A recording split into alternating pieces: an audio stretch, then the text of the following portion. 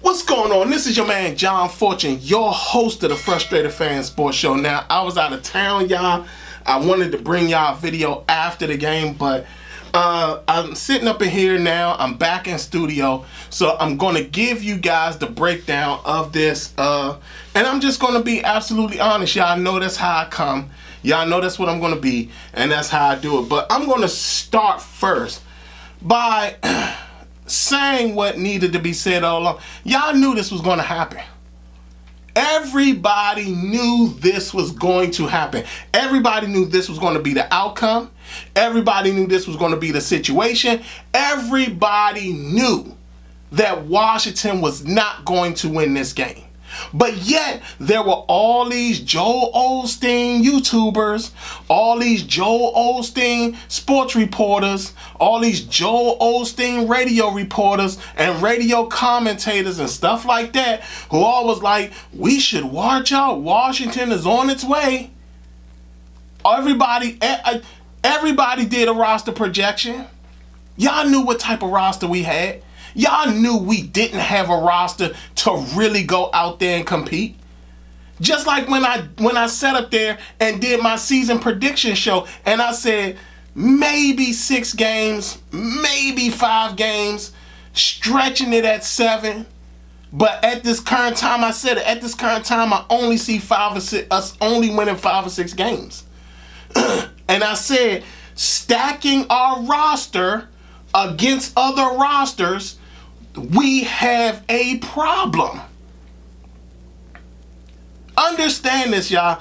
Everybody was in this optimistic mode of, hey, guess what? And when you really think about it, we can sit up there and actually talk about the fact that, hey,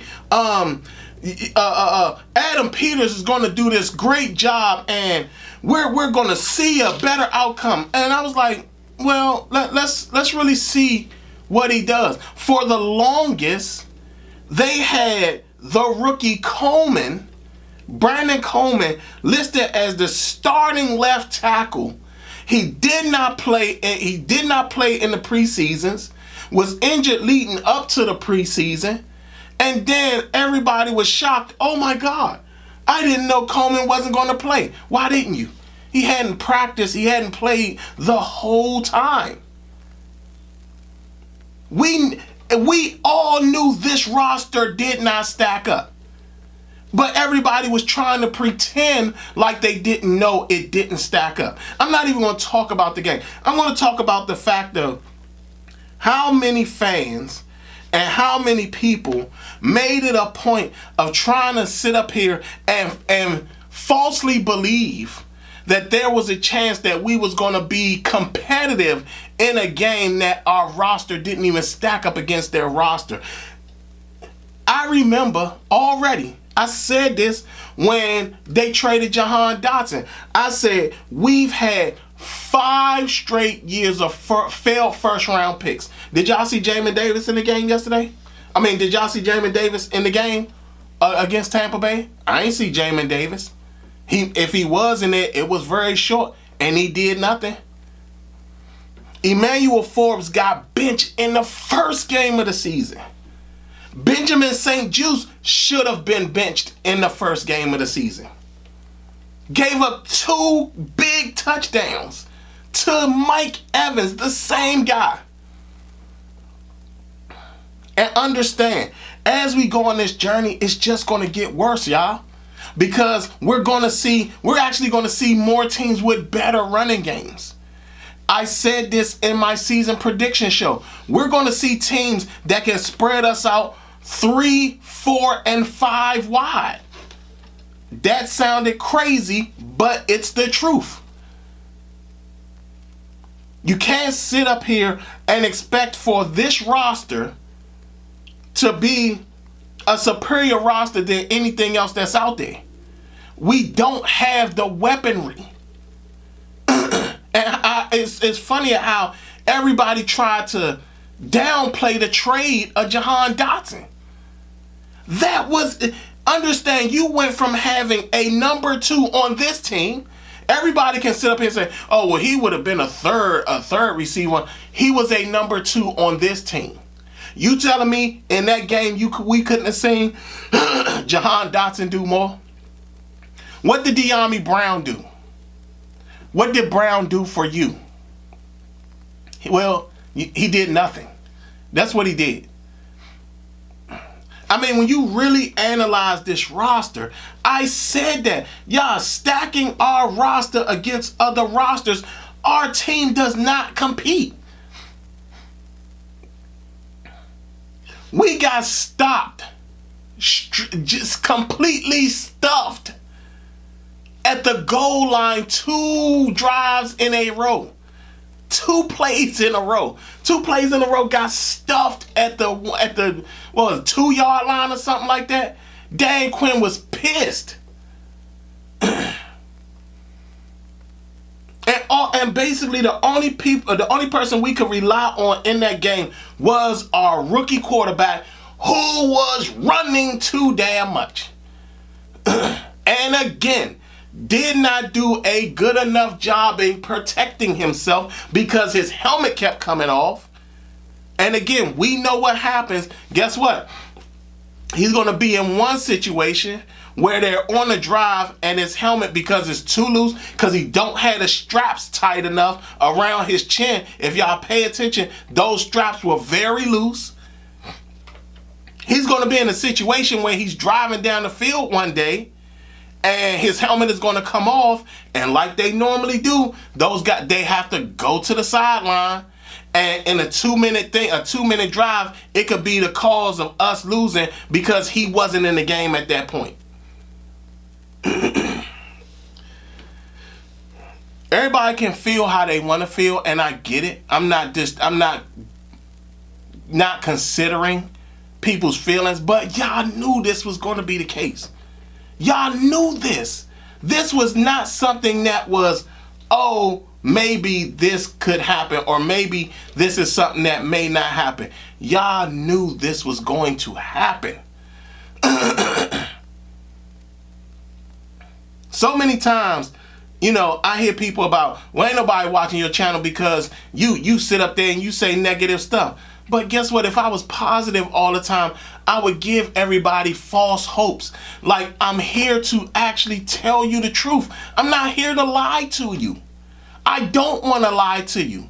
Understand, I could sit up here very easily and say, y'all, you know what, that was just the first game of the season. They trying to fix their chemistry. Once they get their chemistry back up, trust and believe they're going to be a powerhouse, and Adam Peters is doing the right thing, and Dan Quinn is going to coach us, and we're going to make it back to the Super Bowl within 3 years. I'm telling y'all, all y'all got to do is believe. I could do that, but then I would be disingenuous.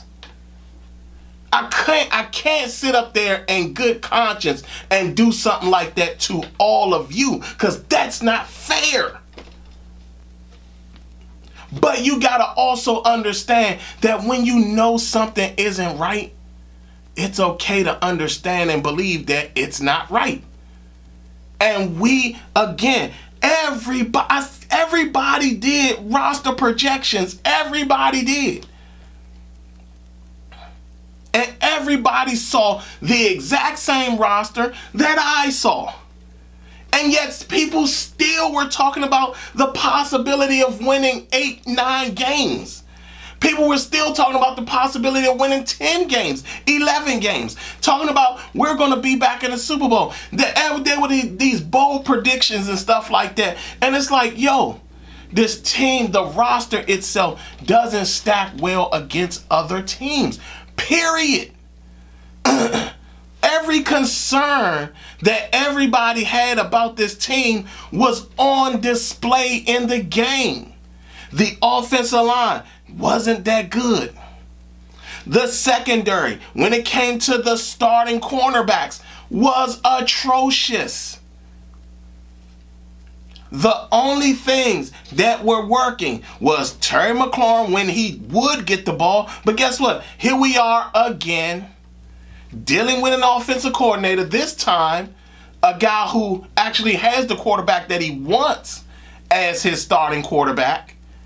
And here we are again talking about, hey, why is Terry not being targeted 10 to 15 times a game? Here we are again talking that same narrative. Here we are again saying that exact same thing. Why is Brian Robinson not touching the ball more? Well, guess what? It was hard for him to find running lanes because guess what? The offensive line didn't block that well to give him running lanes.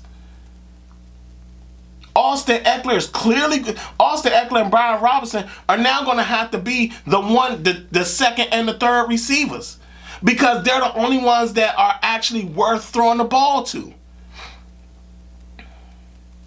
And understand this. Oh, Adam Peters is not going to sit up here and walk away from this because, oh, he's a part of this too. And this goes back into it's okay to question a person's moves. It's okay to do that. In free agency, we could have made the deal for Brandon Ayuk. We had the money. I don't give a damn what they wanted. Other than Terry, like, look, you can have whatever you want except Brian Robinson and Terry and Austin Eckler. Those are the only things you cannot have. You want one of these cornerbacks, you can have one of them. Mikey Sanders still, we're going to keep him. But, come on, 49ers, we can get, we had enough to give up for Brandon Ayuk. It would have been worth it. No, what you did was you traded away Jahan Dotson to a in-division rival who we saw pretty much showcase Saquon Barkley, one of the most destructive running backs, one of the most dangerous running backs in the entire league. We saw that. Jahan Dotson just adds to that whole team, that whole offense. And understand that they haven't gelled yet. So even if you want to bring in the fact that, well, the team is still gelling, understand that there are teams that are better than us right now that are still not gelled yet. So that means that not only once we start gelling, we're going to kind of be better. The teams that were already better than us are going to be 12 times better than us.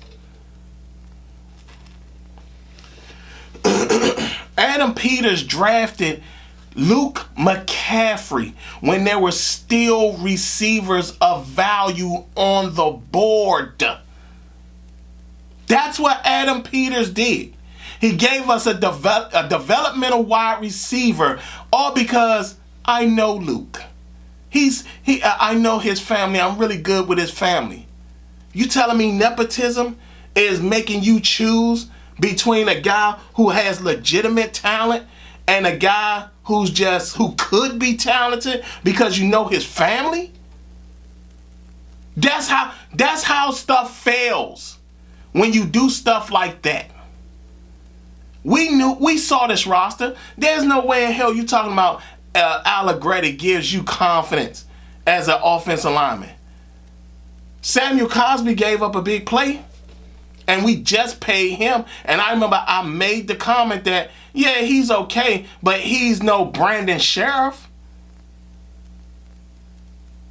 And everybody forgets that last year, Sadiq Charles was actually the best offensive lineman up until the point where he got injured. Sadiq Charles was playing out of his mind. Once he got injured, then all of a sudden it shifted over to Samuel Cosby.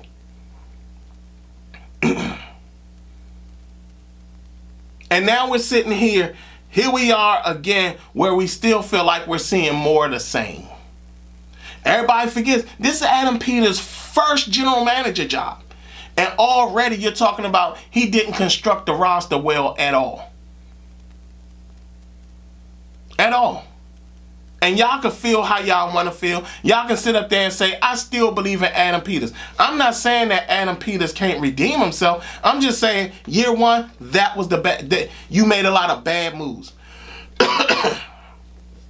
You made a lot of bad moves.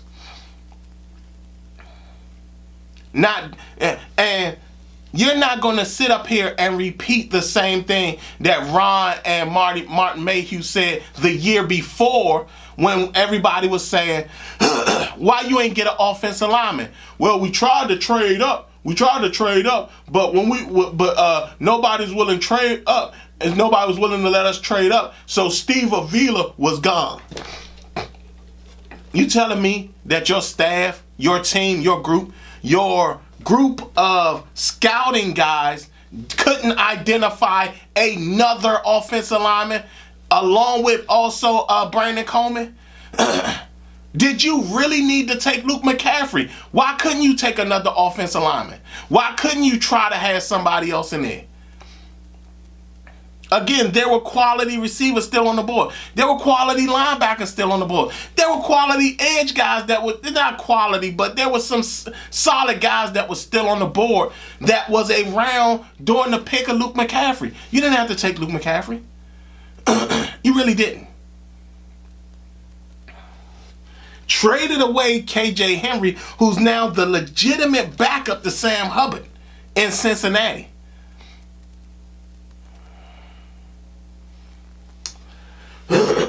I tell you, man, that game was very awful. But guess what? I wasn't surprised. I sat there and watched the game, and I was like, yep. I sat there with somebody else who was a Commanders fan too. They were sitting up there, and they were like, man, you know, I don't know. I said, look, how you not going to understand? This roster was not a good enough roster to compete this year. And we saw that. I still feel that Dallas isn't going to be as rock solid as people think they are. I think they lucked up because, again, Nick Chubb, I don't think Nick Chubb played in that game. Understand, you talking about if Nick Chubb was a part of that game, that Cleveland offense is completely different. Not only that, guess what? Deshaun Watson was throwing balls that his receivers was just dropping. Amari Cooper dropped a touchdown. So again, when you're talking about competing against other teams, and when you look at your own roster, you don't compete against these guys. You don't compete against these other teams. You just don't. And when you make decisions that don't come off as smart, intelligent, or make sense, you run into bigger issues. You just do. I mean, we all as fans knew we needed cornerbacks because we knew Forbes wasn't doing well and we knew St. Juice wasn't doing well. But guess what? I told y'all right off the bat, when they didn't sign the free, I said, y'all, I don't think y'all understand how much they think that Forbes and St. Juice are actually quality corners. They actually think that these guys can be something. Forbes was benched in the first. He was benched in the first game of the season, y'all. St. Juice was beat twice on deep passes for touchdowns. We still haven't seen takeaways at all, or an attempt for a takeaway. Our safeties were basically wasn't really visible in the game. And a lot of that was because the teams didn't, like Tampa Bay, didn't even think that they needed to throw across the middle because at the end of the day, they were just going to beat the corners. And that's what they did. They had a very minimal run game that was gaining a lot of yardage. And I think that at some point we saw, I think that Jaden Daniels had almost like 100 and something yards rushing, or he had 100 and something yards rushing or something like that. And it was like, yo, like, what is happening right now? And all it did was make me feel like, here we are again. Here we are again. A RG3 situation where this guy is doing way too much running because he has no choice but to run. Like this, to me, I feel this is even worse because of the fact that Jaden Daniels is a capable passer, does have the ability to pass the ball very well, is very accurate, but yet you didn't put enough around him to make him better. You didn't put enough around him to make him a quality quarterback in this system. Terry McLaurin was blanketed most of the time. Then he stayed on one side of the field. What the hell was that?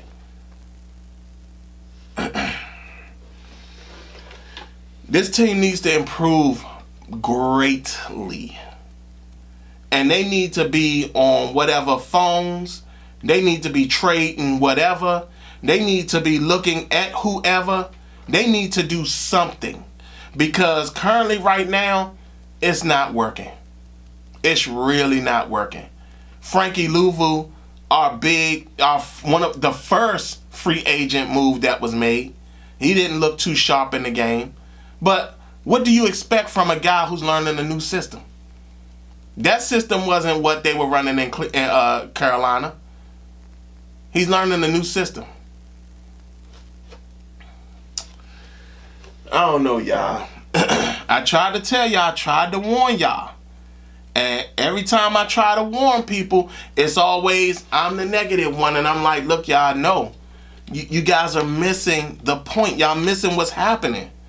And now all of a sudden, I'm hearing y'all. I hear y'all when y'all like, well, you know what, let's talk about this. Yeah, you have no choice but to talk about it now. You know why? Because at the end of the day, you knew what you was getting. You knew what you was getting. We knew what the outcome of this game was going to be before the game even started. We knew what the outcome was going to be.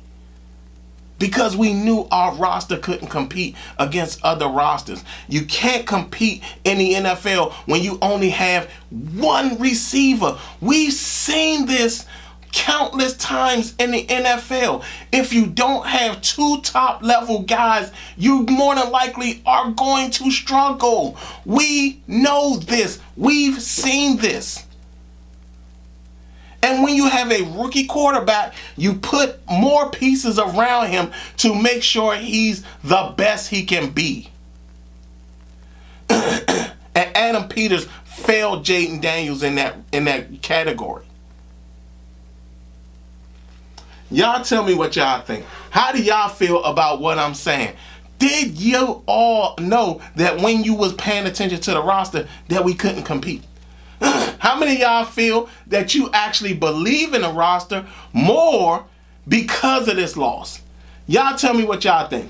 Other than that, this has been your man John Fortune, and this has been the Frustrated Fan Sports Show.